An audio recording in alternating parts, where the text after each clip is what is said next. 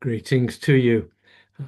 Today we continue and conclude our look at John chapter 11, the raising of Lazarus.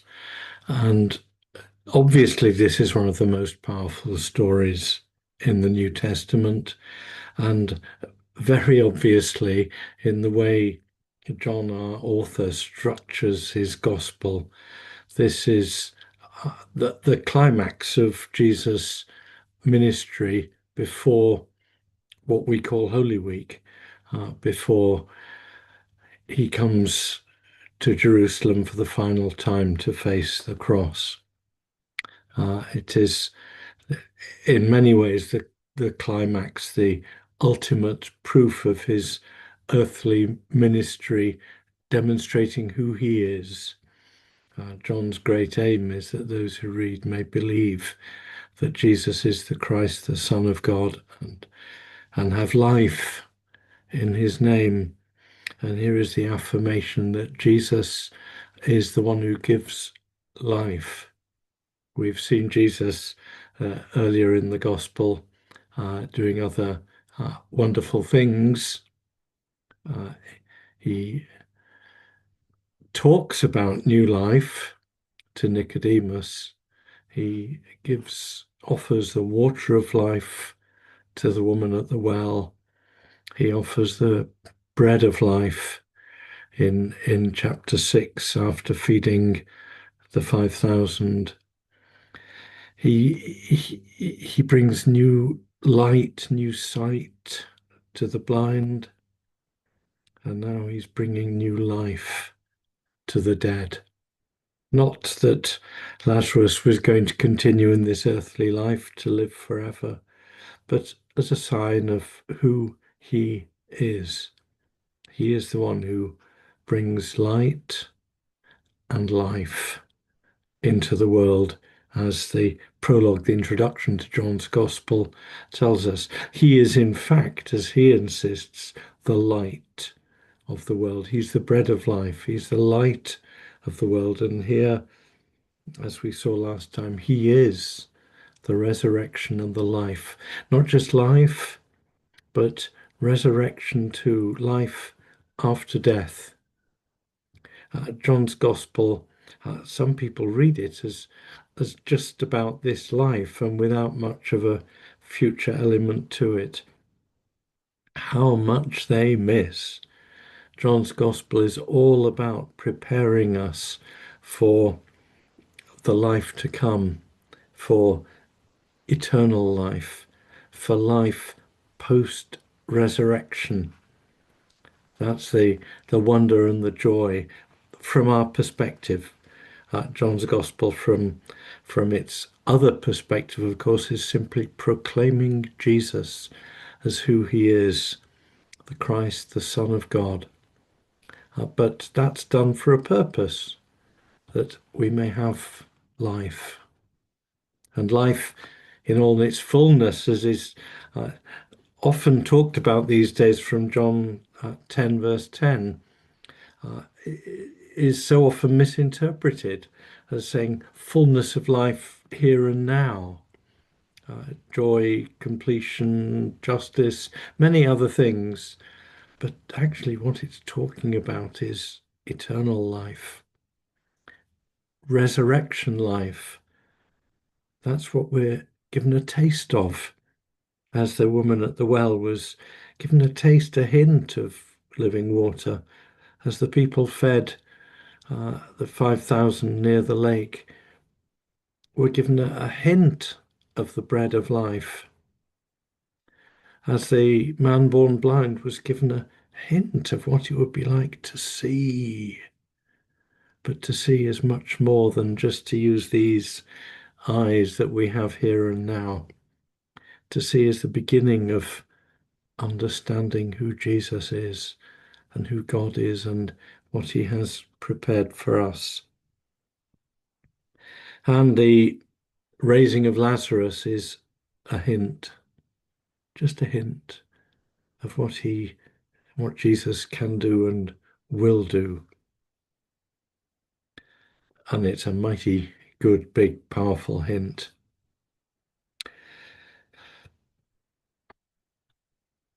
Martha has stated her belief that Jesus is the Messiah, the Christ, the Son of God, the one coming into the world. And that's the whole of John's theme. We know that coming into the world, that's quite important.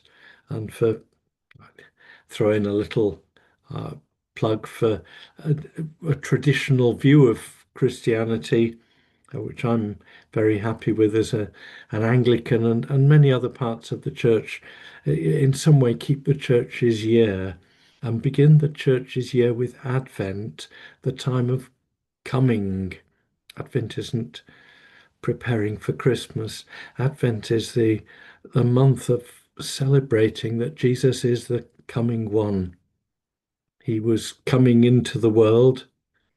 At this point, even Martha still says he is the one who is coming into the world. God is breaking into this world. And John's gospel leaves us very clear. I'm going from the world and I will come to you. Christian life is the experience of awaiting the coming of Christ, and we see various foretastes and anticipations of it, not least here. But the perfection of it is yet to be, and we long for his coming.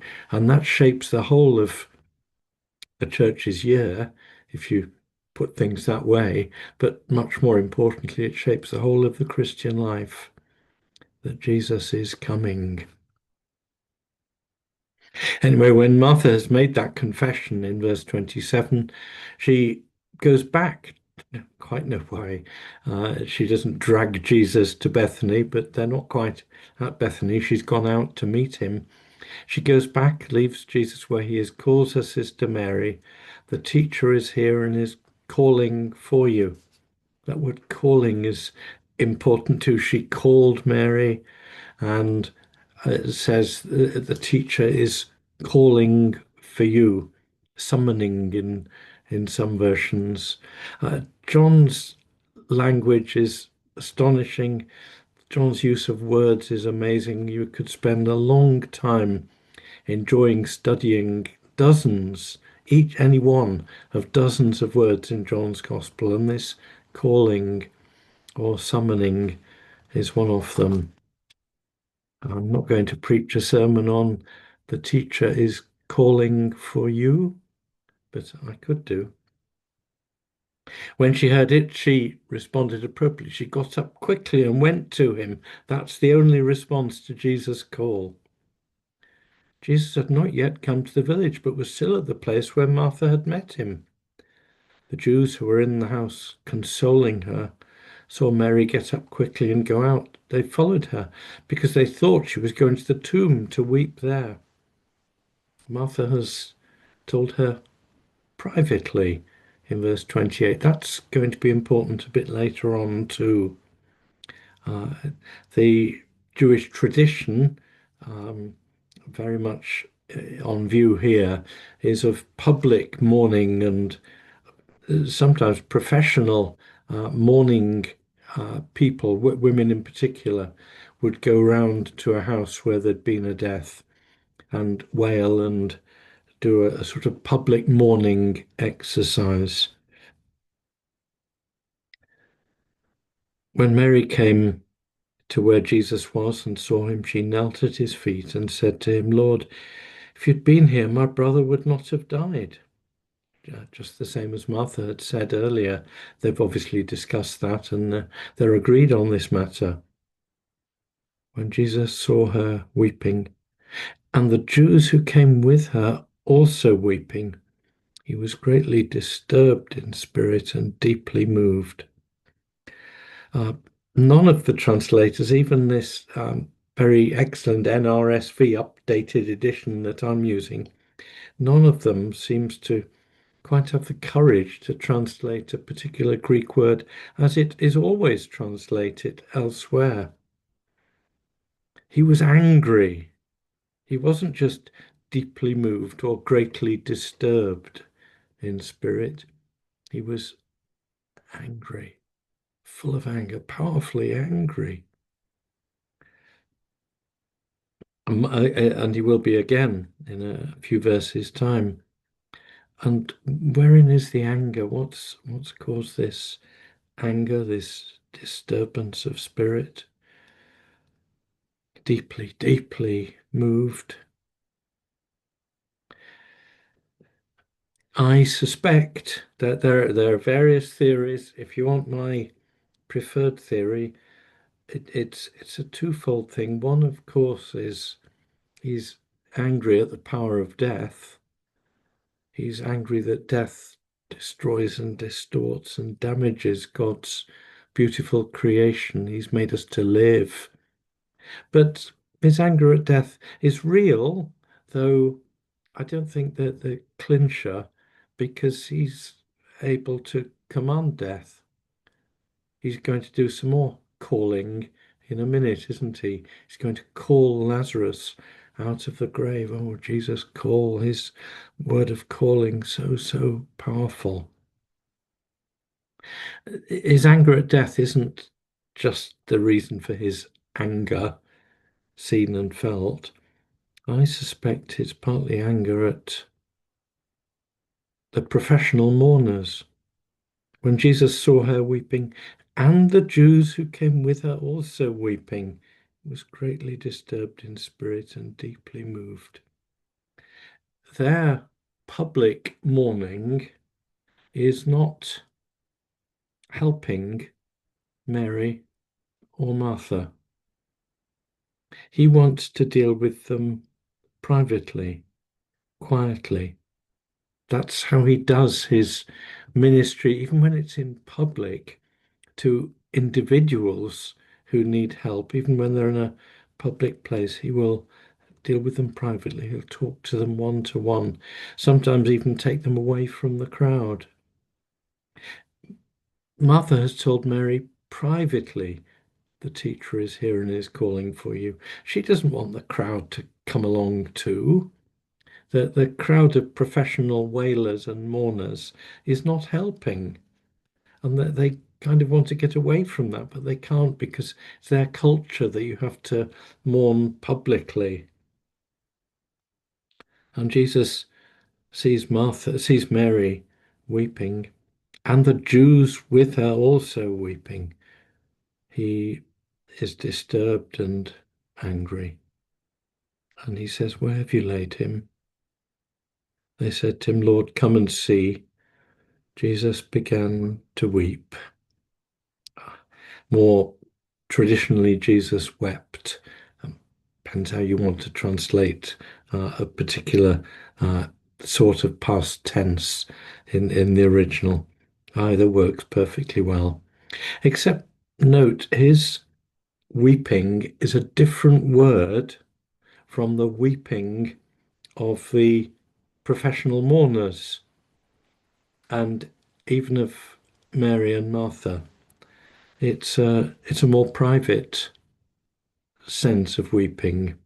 Uh, Someone has suggested that it could be translated as Jesus shed quiet tears.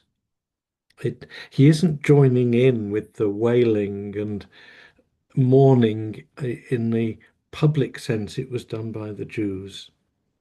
He is quietly crying, crying possibly better than weeping, if weeping has a sense of out loud as a communal thing. He's not doing that. So the Jews said, "See how he loved him."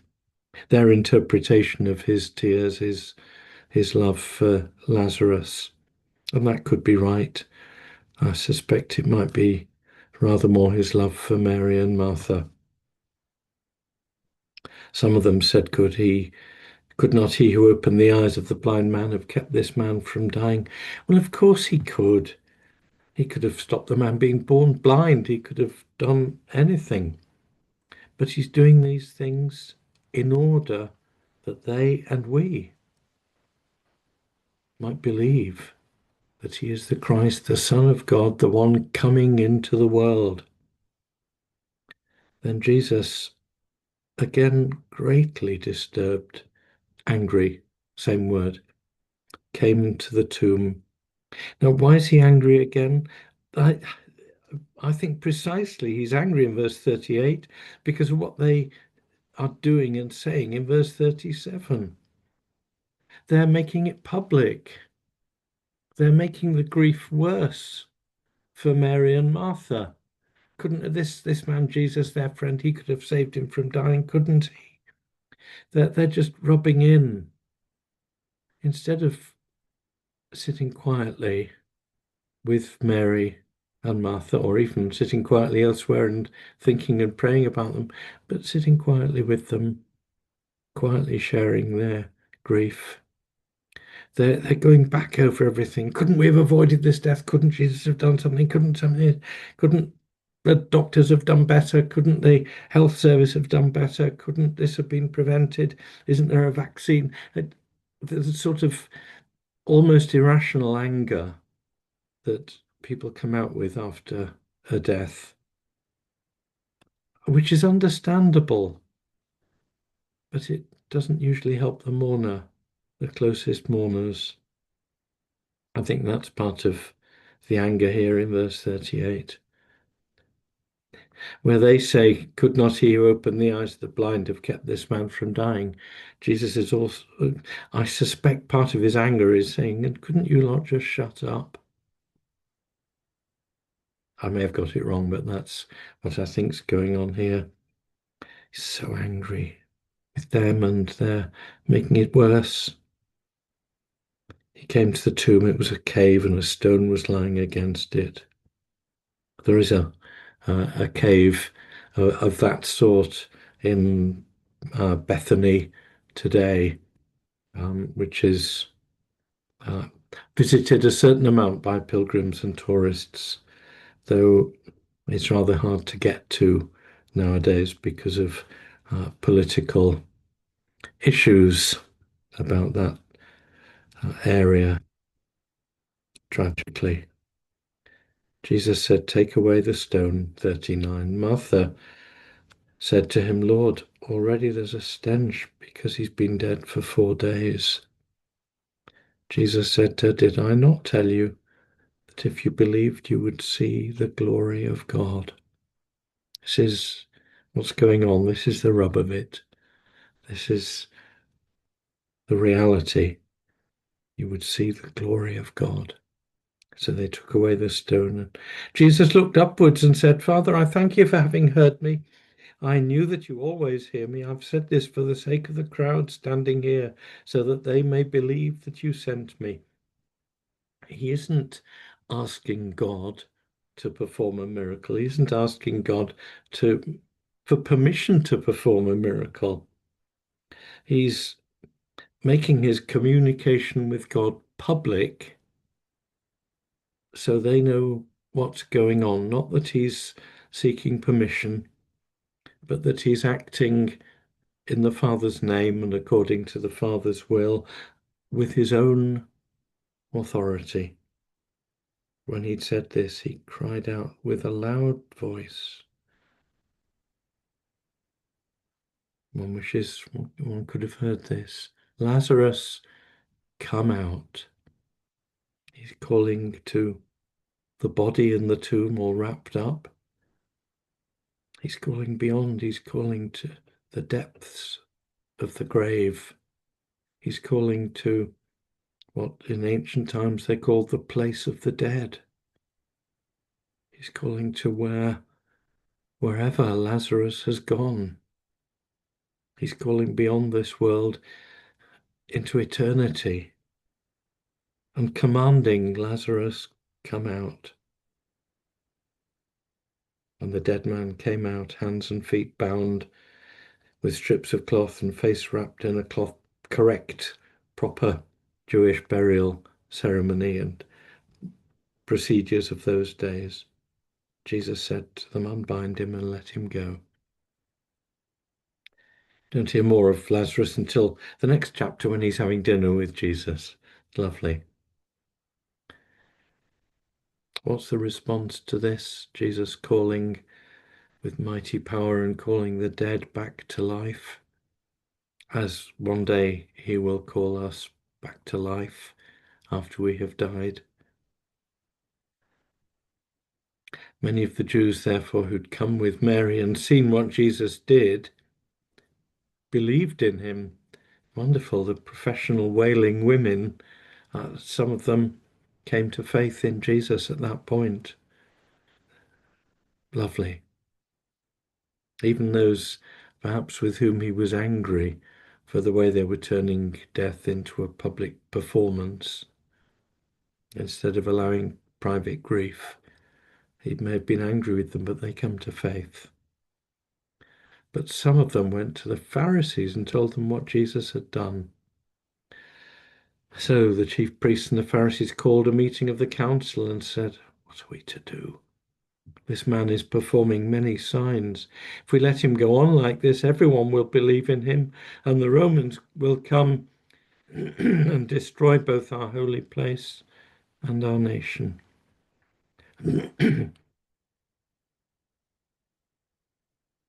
They can't see that Jesus is more important than their holy place and their nation. The holy place is the temple.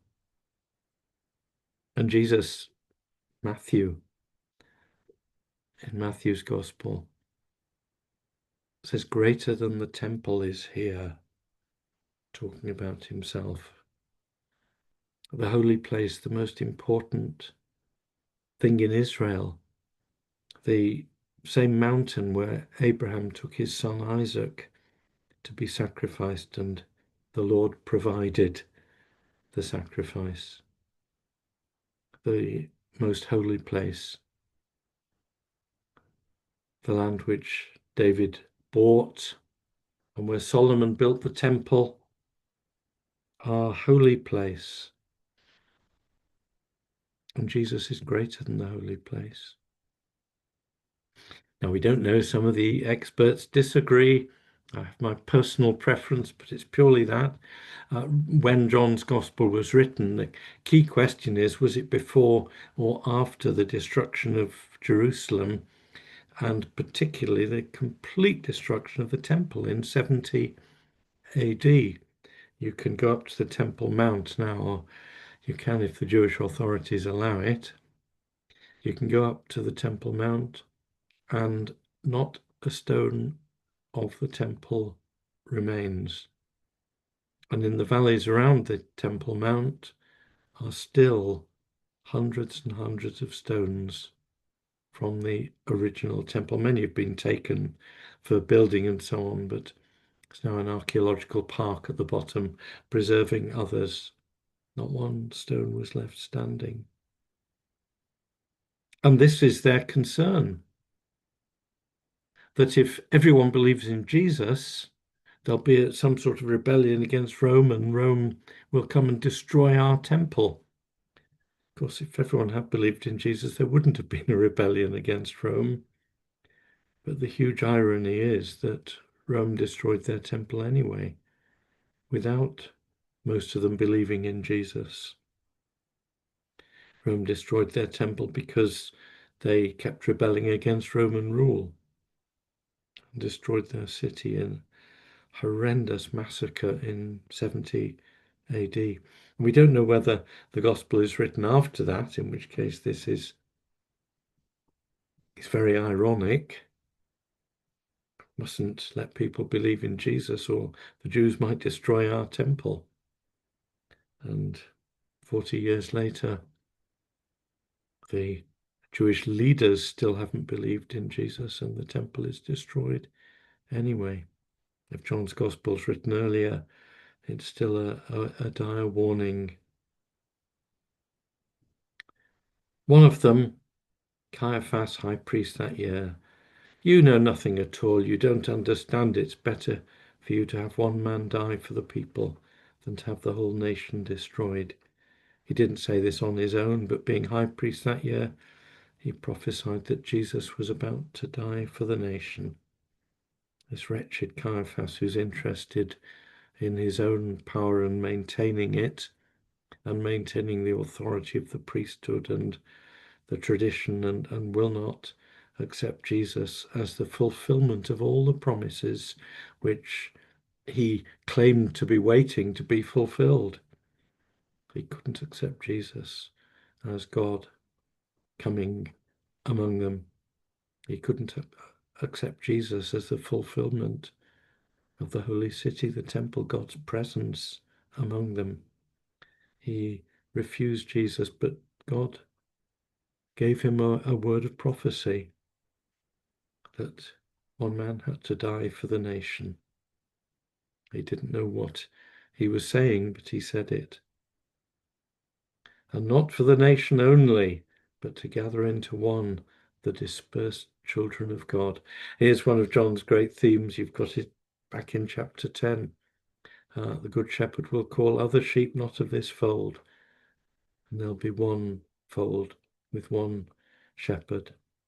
Jesus was going to die not just for the nation, but for all nations, that all from any background, nation, ethnicity may be called to follow him and receive life. Not just life, but resurrection after death. So, verse 53, from that day on, they planned to put him to death. They'd been planning it, plotting against him all along, but it becomes much, much more specific now.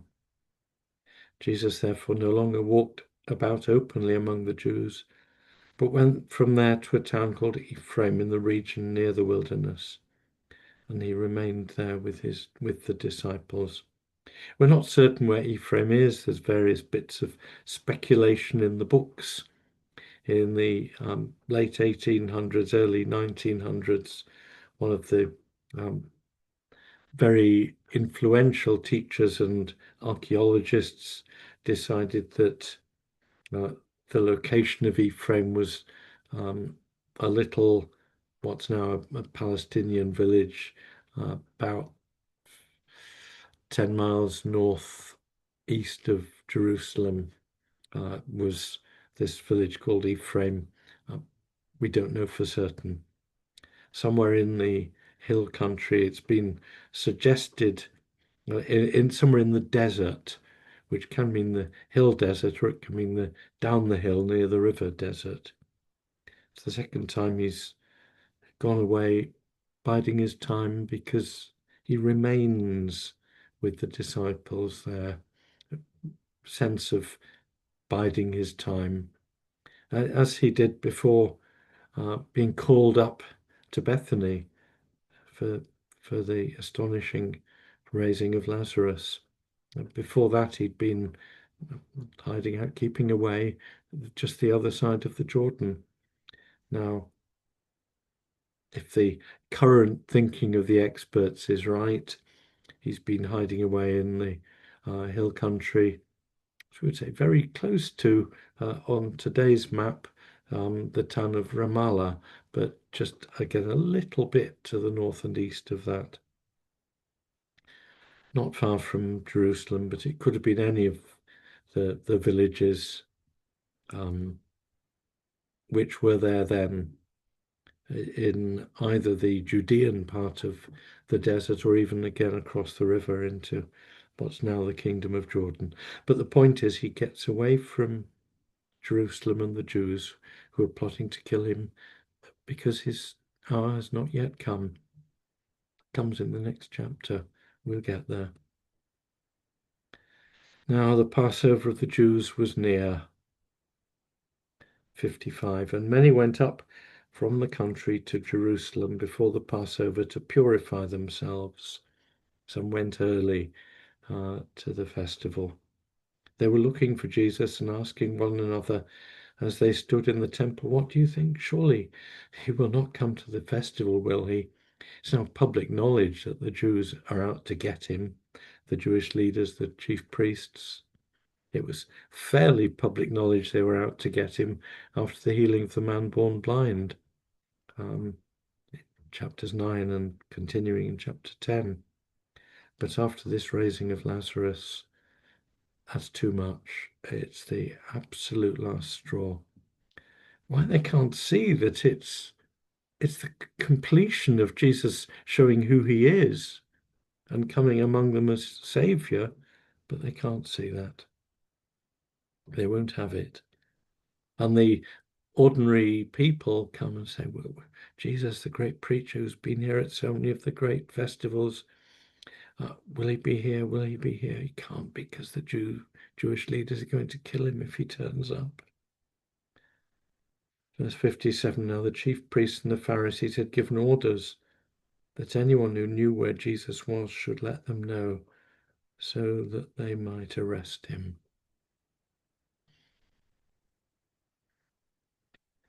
That's where we have to leave it for today. A most glorious, astonishing, wonderful miracle. Jesus showing depths of emotion, depths of anger, depths of love. Jesus showing his astonishing power of his word to call his people even from the dead. And the opposition to Jesus growing and growing. Well, next time, God bless.